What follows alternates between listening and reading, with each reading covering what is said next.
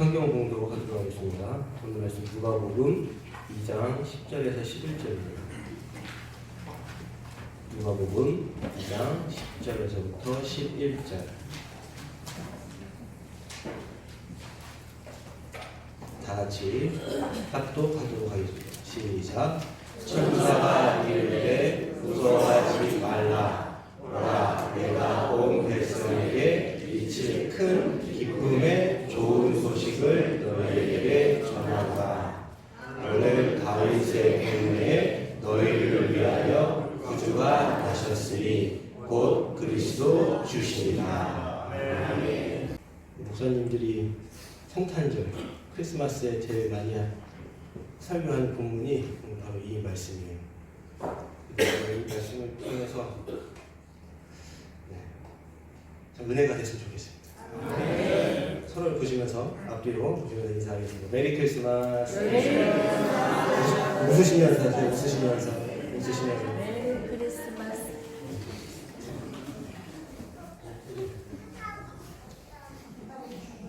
성탄절이 되면은 아이들이 제일 좋아하더라고요.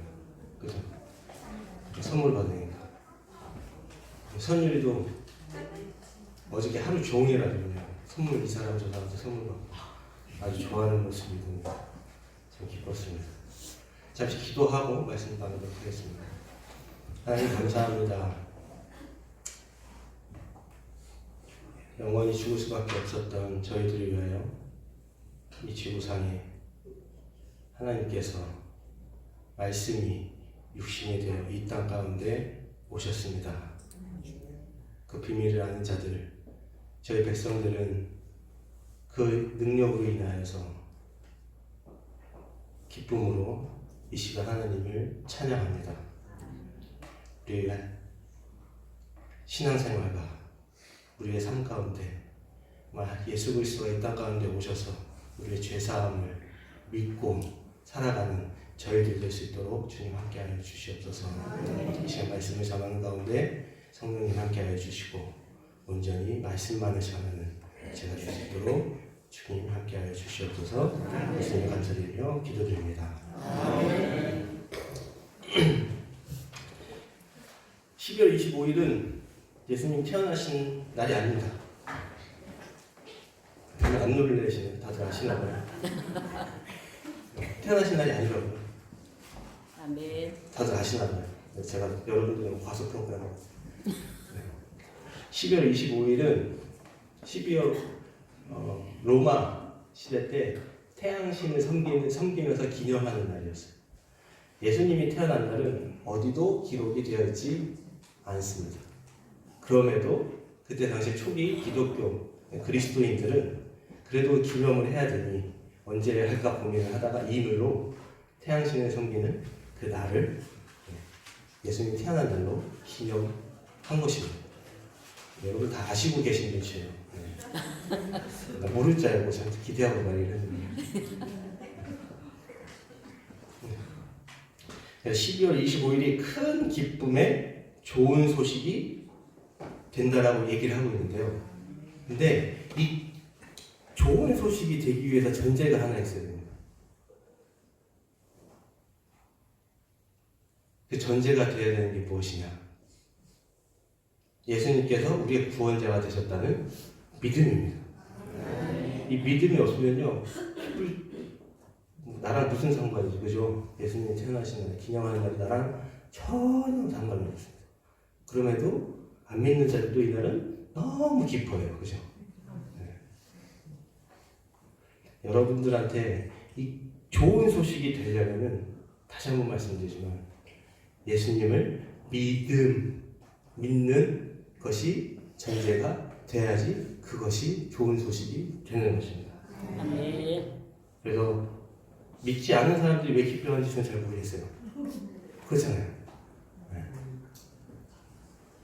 아마 많은 행사들도 하고 서로 선물을 나누고 하니까 그런 것 같긴 하지만 본질적으로 우리가 기뻐해야 되는 이유, 좋은 소식이 되는 이유,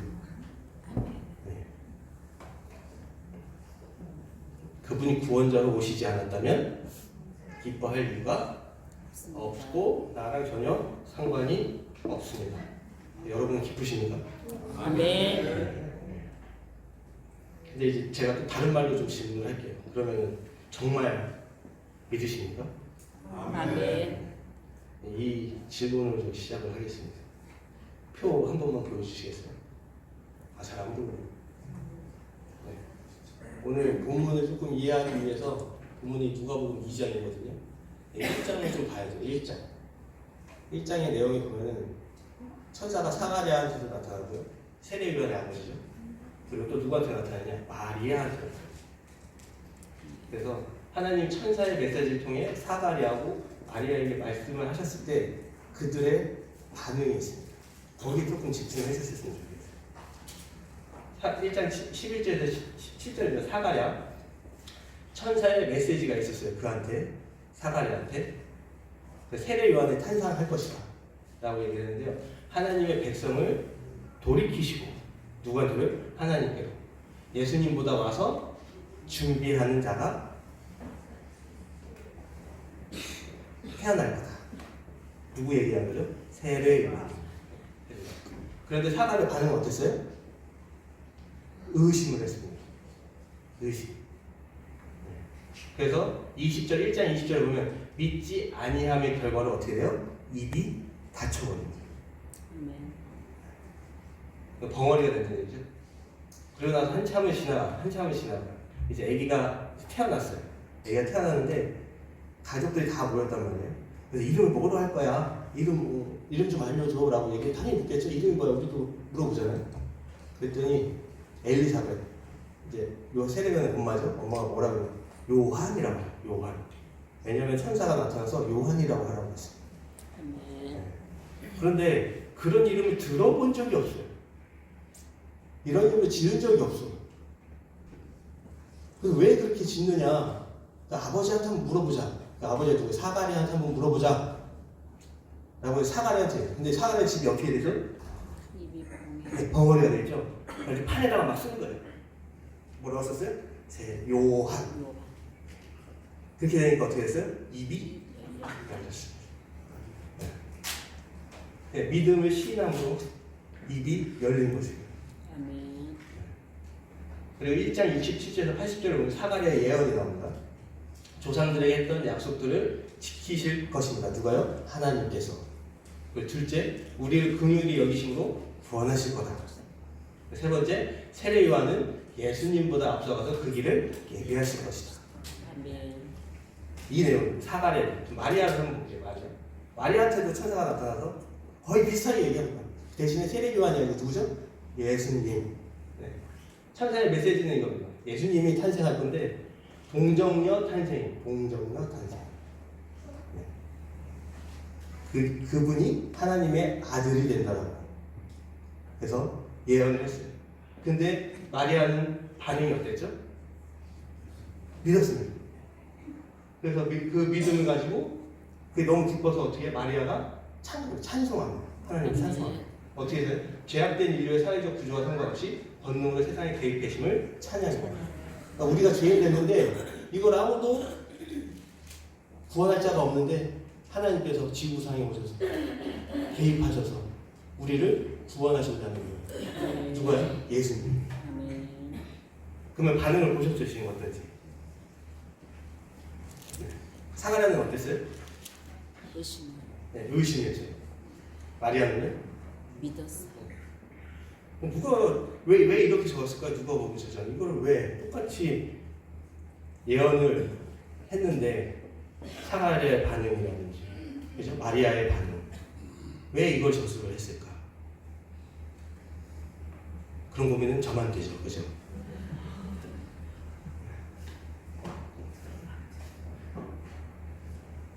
사가랴는 누구냐면요. 사가랴는 엘리사벳의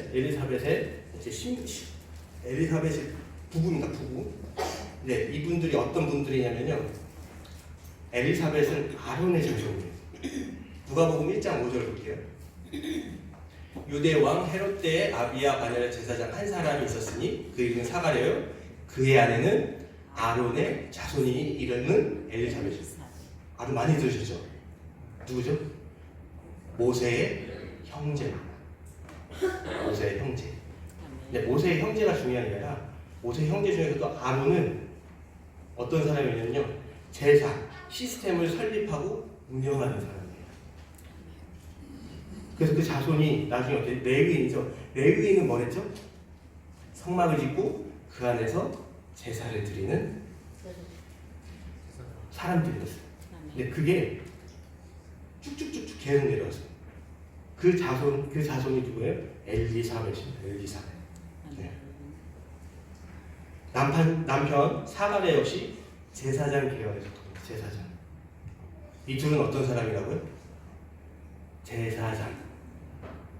하나님의 말씀을 가지고 율법으로 그걸 지키며 제사를 드리는 사람. 아멘. 네, 1장 6절 한번 보시죠. 1장 6절.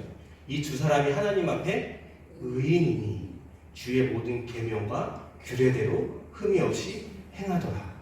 그런데 왜 믿지 못했을까요? 사가랴는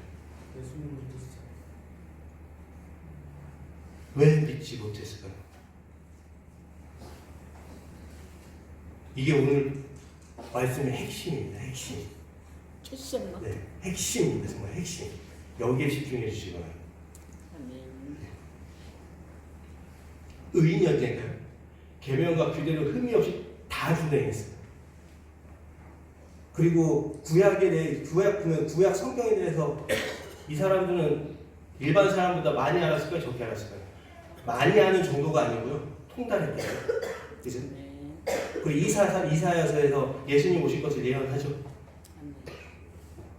그런데 믿지 못하면서 참 희한한 일이죠. 네. 요셉과 마리아를 한번 보겠습니다. 요셉과 마리아. 요셉은 다윗의 자손이라고 합니다. 1장 27절.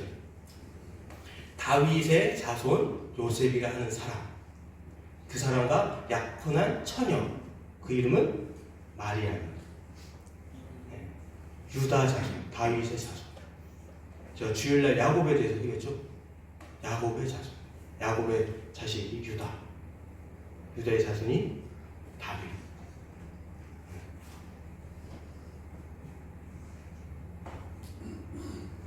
이 사람들도 보면은 경건한 유대인 집안 출신으로 율법과 신앙에 깊이 헌신된 사람이었어요.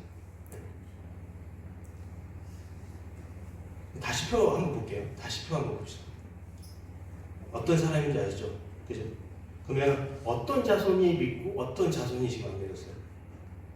제사장 자손은 믿지 않고, 그죠? 유다 자손은 믿고 있습니다.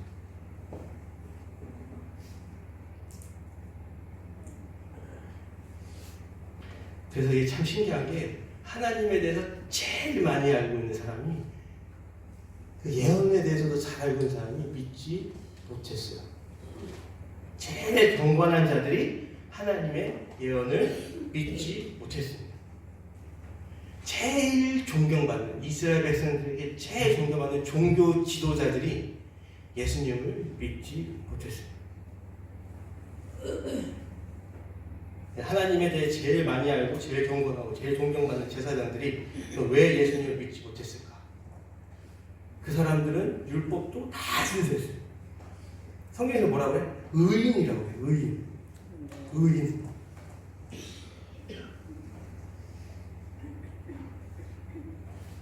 그들이 왜 믿지 못했을까? 맹목적인 율법 수호 때문에. 맹목적인 율법을 수호합니다. 예시 하나 드릴게요. 마태복음 12장에 보면요, 예수님께서 한 손 마른 손을 가진 사람을 치료하는데요, 그 옆에 드는 사람이 뭐라고 얘기하는지 아세요?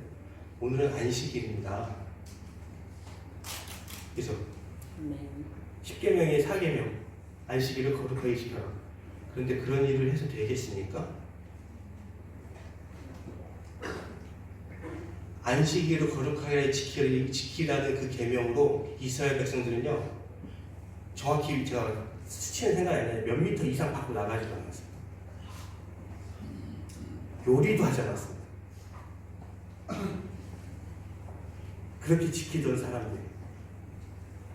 그런데 갑자기 예수님이 오셔서 병자를 치유하고 계시는 것을 보고 이거 아닌데? 예수님이 오셨는데 지금 뭐 때문에 이 사람들이 지금 못 믿는 거예요?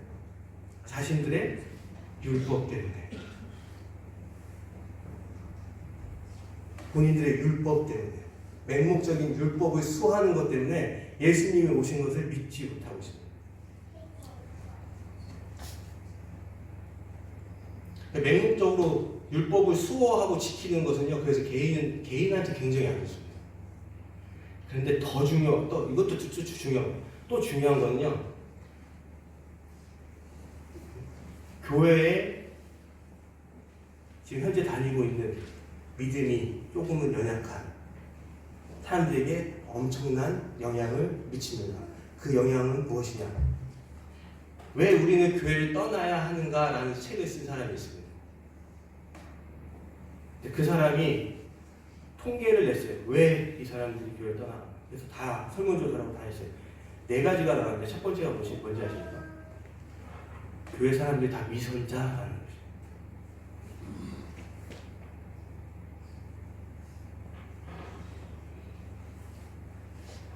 너무 무겁죠? 깊은 날, 그죠? 그런데 오늘 성경에서 얘기를 하고 있어요. 위선자. 아까 똑같잖아요. 나는 분명히 율법을 다 지켜요. 계명을 다 지켜요.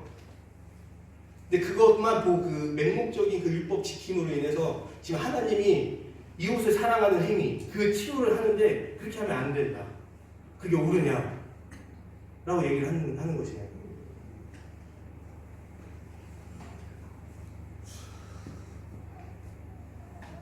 그래서 많은 사람들이 교회를 떠납니다.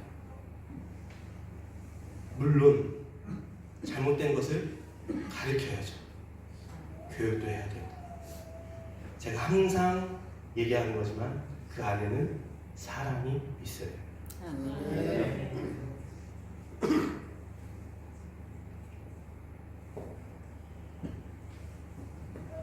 교회에서 사랑이라고 얘기하면서 비난하죠. 예배 참석 안 한다고 비난하고, 11조 안 한다고 많은 비난하고, 술 먹는다고 비난하고. 물론 그거를 가르쳐야 돼요. 어떻게 해요? 사랑으로.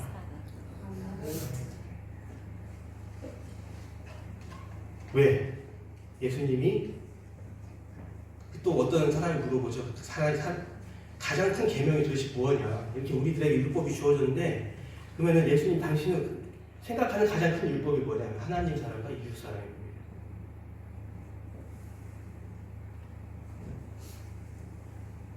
우리가 교회 안에서든 어쨌든 그런 규범들이 생겨나잖아요. 그런데 우리가 기억해야 될 것은 제일 상위법이라고 해요. 세상 말로 우리 민주주의의 상위법, 헌법이 되겠죠. 기본법이 되죠. 거기서 벗어나면 안 돼요. 제상위법이 뭐라고요? 하나님 사랑과 이웃 사랑. 그 밑에 세부적인 다른 행위들, 어떤 율법들은 그것을 토대로 지켜나가야 돼요. 상위법에서 벗어나면 안 돼요. 마태복음 15장을 또 보면은요, 지도자들인 바리새인과 사두개인들, 종교 지도자들입니다. 이 사람들도 종교 지도자들이에요. 예수님의 제자들이 손을 씻지 않고 밥을 먹는다는 거예요. 그래서 지금 예수님께 그게 옳으냐, 어떻게 이럴 수가 있냐. 자기네들은 장로들로부터 그런 손을 씻고 먹는 그런 전통으로 계속 이어져서 자기는 지키고 있는데, 도대체 왜 당신의 제자들은 손도 씻지 않고 밥을 먹느냐 라고 얘기를 하고 있습니다. 이 종교 지도자들의 모습이 보이나요? 맹목적인 율법을 수호하는 모습. 제일 상위법은 전혀 생각하지 않고 오로지 그 하위법들을 보면서 그걸 지키지 못하는 사람들을 비난하고. 그래서 이 마태복음 15장 또한 종교 지도자들은 전통을 근거로 맹목적으로 율법을 수호하고 있습니다. 근데 더 웃긴 거는요. 2장 이제 초반에 나오거든요. 하나님의 천사들이 와가지고 또 누구한테 이제 예언을 하나요? 목자들한테 합니다. 네, 목자들. 근데 목자들은요, 그때 당시에 신뢰가 바닥이었던 사람입니다. 물론 예수님께서는 내가 너희들의 목자가 될 것이다. 그리고 다윗도 목자였죠. 그럼에도 불구하고 그때 당시에 목자들은 신뢰를 얻지 못했어요. 그래서 어느 법정에서든 목자들의 증언은 채택하지 않았어요.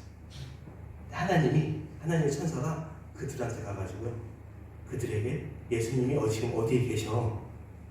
한번 가서 봐, 확인해봐. 그랬더니 그들은 어떻게 했어요? 그걸 믿고 경배했어요. 찾아갔습니다. 그리고 그걸 보고 어떻게 해요?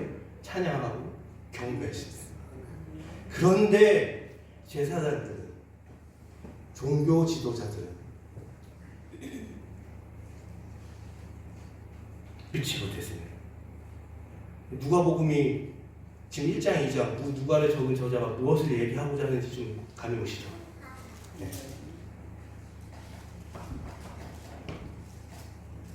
맹목적으로 율법을 수호하고 강조하다 보니 본질이 없어져 버렸어요. 네. 그럼 이게 우리한테 어떻게 적용이 될까요? 우리는 어떻게 지금 어떤 오류를 지금 범하고 있나요? 맹목적으로 주의 예배만 하고. 저기도 설교해도 되겠어. 여러분도 다 아세요. 정말 맹목적으로 예배를 드립니다. 그냥 몸만 왔다 갔다. 예배 가운데 하나님이 날 만나주시고 예수 그리스도를 통해서 나를 구원해 주셔서 너무 감사하는 그 감격이 있으십니까?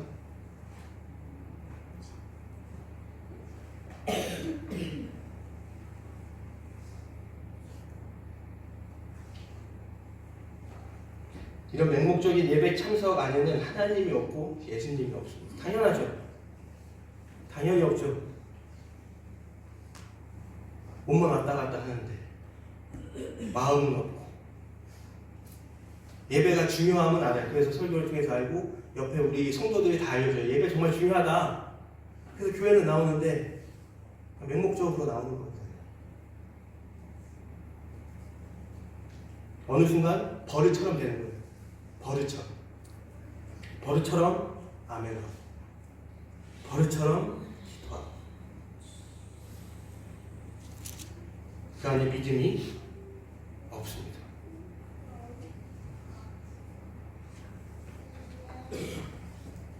여러분들 처음을 생각해 보세요. 누구나 다 하시는 거예요. 여러분들이 처음에 하나님을 믿고 주로 시인하고 예수 그리스도 주로 시인하고 그 감격이 넘쳐날 때 그 처음을 한번 생각해 보세요. 그 당시에 드렸던 예배를 회상해 보세요. 어떠셨는지. 감격과 감동이 있었습니까? 있었습니다. 지금 여러분들의 예배는 어떻습니까?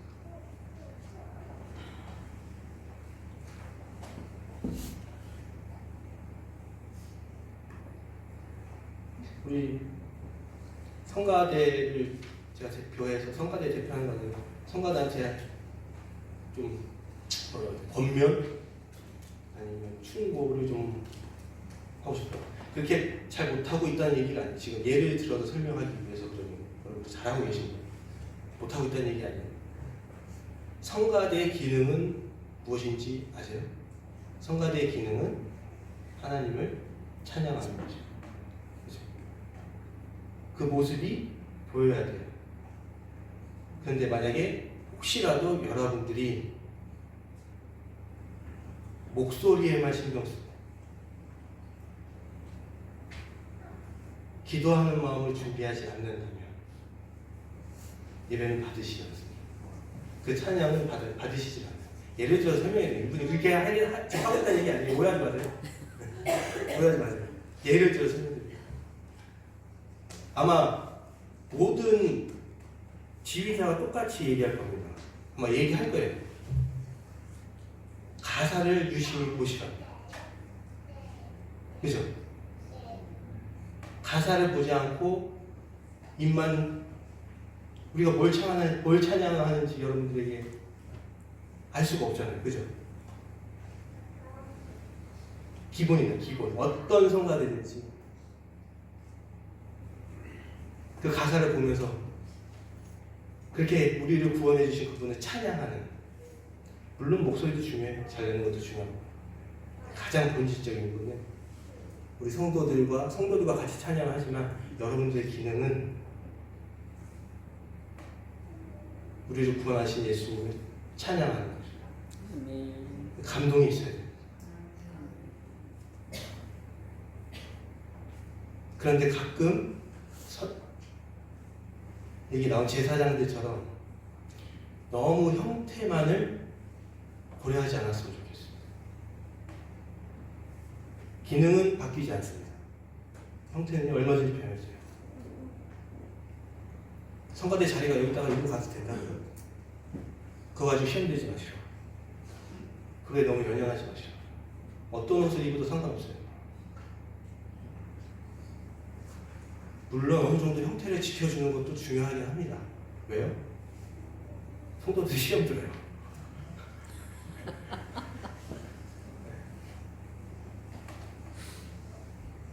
저도 마찬가지예요. 저도 앞에서 설교하고 있지만 본질은 하나님의 말씀을 전하고 그것을 우리가 믿고 따르도록, 그죠? 그리고 서로 위로하고 격려하고 믿음을 지킬 수 있도록 하는 것인데, 손 모양은 어떤지, 머리 스타일은 어떤지, 옷은 어떤지, 그런 형태에 대해서 얘기하시는 분도 있어요. 근데 이 충분히 이해합니다. 그렇게 안 하면 여러분들이 시험이 들어요.